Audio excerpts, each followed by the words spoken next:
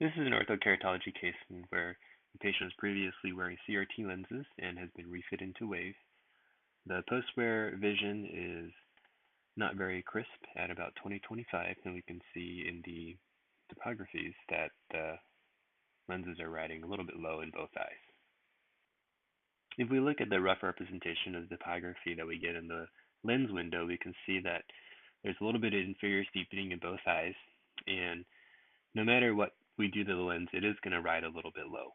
Even a semiscleral lens will probably get drawn down a little bit. So that's not going to be entirely resolvable, but we can probably improve the fit of the lens a little bit by going to a freeform design. But when there's significant asymmetry like this, it's a good idea to go to freeform. And the way to do that if you're in a GSIM lens is not just to check the box, but we actually have to go into the, looks like it fixed the lens, but the best way to do this is to go into the configuration settings. And you're going to choose your Ortho K lens. I believe you're currently at a 6.2 and a 6.8. There is concern that the lens might be too small. I think the overall diameter you have right now is great, and I probably wouldn't go too much larger than 11.0. 125 demand I think is fine, and then you had a slightly higher center thickness, so go ahead and duplicate that. Okay, we're going to go to freeform. I'm going to leave the blending turned on or the box unchecked, and then I'm going to let Wave do its calculations.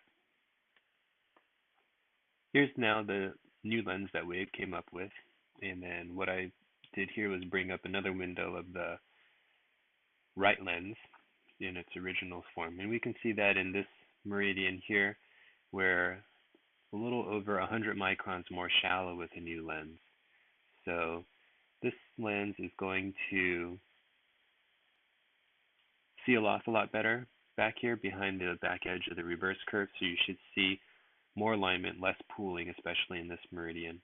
And I think it may help centration a little bit too. You're not going to get a completely center treatment zone again because just of the anatomy of the cornea. The other thing I noticed, especially in the right eye, is a little waviness to the edges of the reverse curve. And usually this is from uneven fluid forces, either from too much lens movement or not enough fluid, or probably a combination of the two. So this is a patient where I would have him or her aggressively lubricate with tears during the day, and then also maybe even consider putting some cellulose inside the lens bowl as the patient is putting the lens on at night to see if we can get some more even distribution of fluid forces underneath the lens. So I think we can duplicate the same lens changes to the left eye. Actually, this is the right eye, and there's the left eye. And you should see a similar decrease in sagittal depth, especially here in this meridian. We can see that Wave is predicting a lot of pooling of fluorescein, and I believe that's what you observed also behind the slit lamp. So going to a freeform design should help with that. I don't think we need to make much change to the power. I believe the patient was a little bit overcorrected, so we could drop the power a little bit, but I'm more inclined with a 250 cornea. I think 1.25 is pretty reasonable and should get your patient on the way to seeing pretty well. So hopefully this is helpful. Best of luck, and thanks for watching.